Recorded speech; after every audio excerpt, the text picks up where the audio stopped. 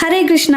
స్వామి హనుమ తిరిగి ఉత్సాహాన్ని పుంజుకొని ఇలా అనుకున్నారు, అమ్మా నేను నిన్ను వెతికి పట్టుకోగలనా? కాబట్టి దయచేసి అనుగ్రహించి నాకు నీ దర్శన భాగ్యం కలిగించు అని సీతమ్మను ప్రార్థించి సర్వభూతకోటిని దేవతలను నమస్కరించగానే ఇప్పటి వరకు వెతకని అశోకవనం వెంటనే కనబడింది.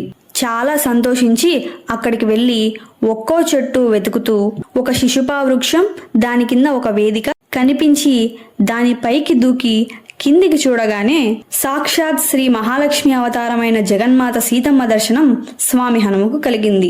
దీన్ని సిద్ధి సర్గ అంటారు. పరమ మంగళకరమైన ఘట్టం. ఆ తల్లి ఎలా ఉందంటే, రావణాసురుడు అపహరించినప్పుడు కొద్దిగా చీర కొంగుని చించి నగలు మూటకట్టి విసిరేసిన తర్వాత ఉన్నటువంటి మట్టి పట్టిన చీరని 10 నెలలుగా కట్టుకుని ఉంది. అనేక మంది రాక్షస స్త్రీల మధ్యలో ఉపవాసంతో కృషించి దీనంగా నిట్టూర్పులు వదులుతూ ఉంది. రావణాసురుడు తెల్లవారుజామునే లేచి తన భార్యలతో కలిసి సీతమ్మ ముందు నిలబడేసరికి తల్లి భయపడుతూ ఏడుస్తూ ముడుచుకొని కూర్చుంది. ఇదంతా స్వామి హనుమ చెట్టు చాటు నుంచి చూస్తూ ఉన్నారు.